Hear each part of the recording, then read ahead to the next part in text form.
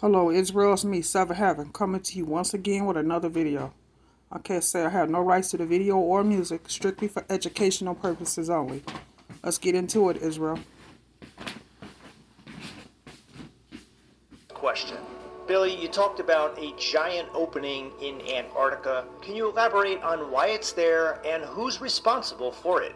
There is a giant opening in Antarctica that you can see from Google Earth, the app. Anybody can download the app and they can look at it. Now, around this about 30-meter wide opening, there are bases down there, and this is a no-war zone. You can't fight battle down there in that area. It is protected by military, on the perimeter, but the research bases are from different countries, all in there working in full collusion with each other, and they're researching something that has to do with what's inside that opening. When you look down, you can see the United States, you can see the UK, you can see, all. Israel, we know something is down there. That's why they keep us from going anywhere near Antarctica. Whatever it is that's there, they don't want us to know or see. Because if we did, then more of us will be coming and trying to get to Antarctica. It might even be where we can have civilization where we can live there. But we'll never know because they keep us from it. Whatever is there, they want to stay hidden. But that's being, or getting ready, I should say, to be revealed. All these countries down there, and it's what's interesting. There's one base that is not an actual country. It's the Rockefeller Foundation. Pretty interesting. They have their own research base down there at that opening, and off in the distance there's a gigantic pyramid as well, which actually has the capstone still on it. Thank you. You mentioned Buzz Aldrin, the former NASA astronaut, being involved in some type of summit in Antarctica. Can you elaborate on that, please? Remember Emerald Bird and what he saw? Pretty interesting, Israel, because whatever it was that he saw, he ain't no longer here. We already know what took place, what happened. But sure like to get a hold of those notes and see what he wrote down, Israel. They'll never tell us. And I remember when Buzz went down there, Buzz Aldrin from the Apollo mission, he actually interacted, or he was there with our people, and it was a summit of some kind down there by that hole where all the leaders of the world was there, and Buzz was there at the same time. And he said that he made a tweet that said, we're dealing with the ultimate evil down here. And then luckily that tweet got shared and reposted and copied and everything else by millions of people before somebody made him come back and delete it. And then they rushed him out of Antarctica and sent him back home saying that he was sick. Really? Why would Buzz say that? What is going on in Antarctica? Something is going on down there. We're interacting with some type of entity or something down there that would make him say that. And so I think that there are UFOs that come from down there. Billy, you said once before that you did some remote viewing with Major. Looking for an easy way to get that LLC Sorry, Israel. business name? Say hello to Taylor Brand. You just go to their site, enter your LLC No, we space, add hate your business name, commercials. answer if you Major Ed Dames. What did Major Ed Dames see when he remote viewed Antarctica? Now, when I was doing my training for remote viewing with Major Ed Dames, his exact statement to me was that there is an above-ground base in Antarctica and that these people come and go as they please. And he wasn't talking about walking, he was talking about flying. Pretty interesting. I didn't even ask him about it. That was just something that he brought up.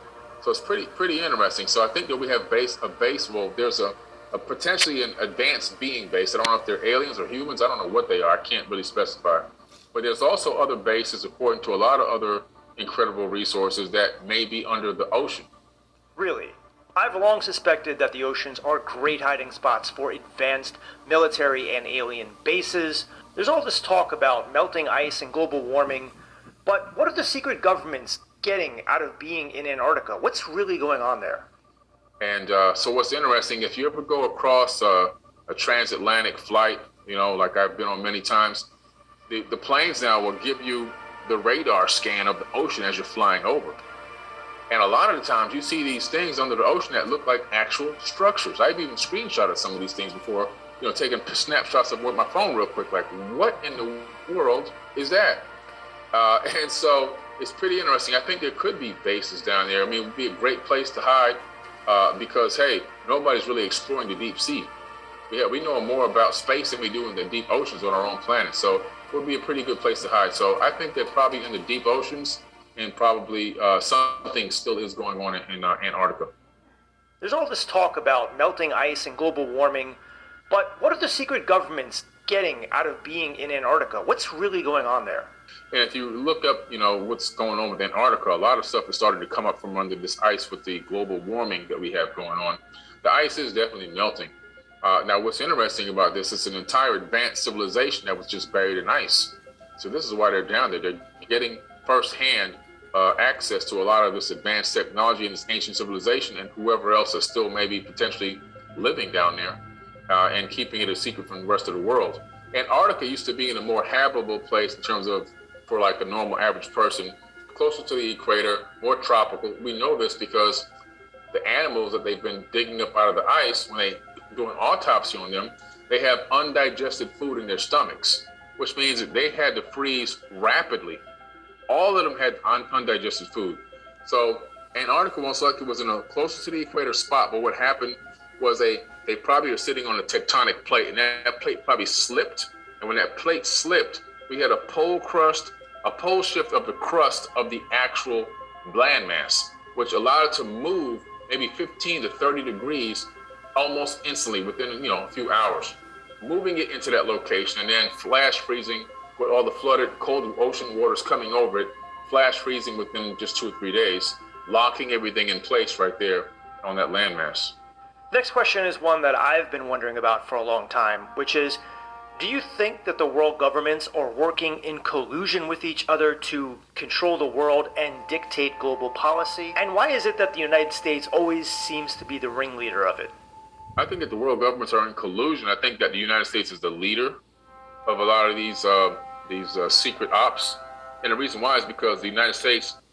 We all know, Israel, that the U.S. government in the U.S. and the elites are trying to continue to stay in power because their kingdom has fallen. Babylon has fallen. We all know that. Eyes are open and the veil is lifted.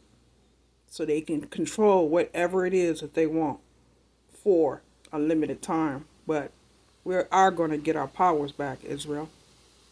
So it's only a matter of time. So they can keep us from Antarctica and keep what they got there hidden. But Emerald Bird pretty much he told it all on what he saw, a whole nother civilization. This is what they're trying to keep a secret. Controls most of space around the Earth itself. In other words, they control launch windows, they control satellites. We have the most satellites that exist in space. And so in terms of a war is all won from space nowadays, right? Without control of space, you can't win any war because you can't control drones and you can't spy on the opponent and everything else. And so the U.S. also has space-based weapons and satellites called rods from God and many other devices. And so a lot of the countries fall in line with the U.S. because the U.S. can literally just drop something on them from out of nowhere and without a nuclear fallout, destroy an entire city or a country. So they fall in line and they listen and they they don't want to be attacked. They don't want to have a mishap from outside. So they just fall in line and listen to whatever we say. And for the final question, Billy, I'm still confused over the whole alien interaction with our planet. What is their true relationship with us? Do they passively watch over us, or are they playing an active part in our civilization? This is just my own hypothesis, so this is nothing I ever read in any text.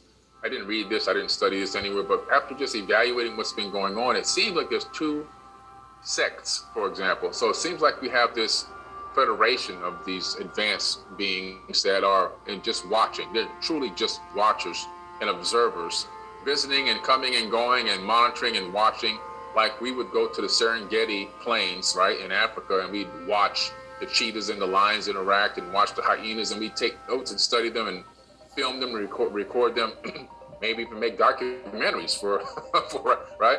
And so I think they're doing the same exact thing to us.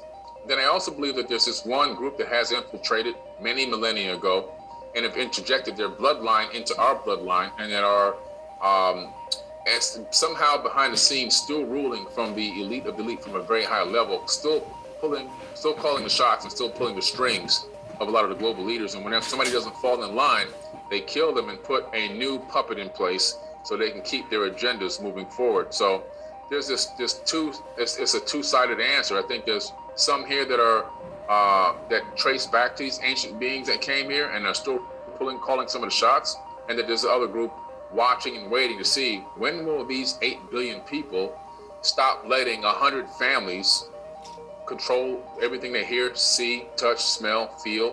When will they wake up to this fact and just stop participating in this evil system and wake up and unite? So it's like this, it's like a reality show. Well, thank you, Billy, for going back into the past and retroactively answering my questions. And as you can see, guys, Billy has some incredible insight into Antarctica, into the secret government, alien bases, and I think he has a good grasp. He may not be telling us everything he knows, but then again, who really knows everything about everything?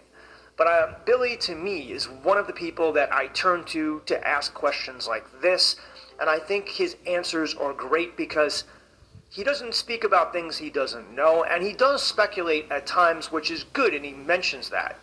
So I really, truly appreciate Billy Carson, and I thought that this video would be quite interesting because, like I said before, these interviews can go for a long time, and I like to extract out the juiciest parts and put them here or put them over on Patreon where you guys can support me. So I hope you enjoyed this video. If you did, give it a like. Please subscribe to the channel Alrighty, if you Israel, haven't much love. subscribed yet. Or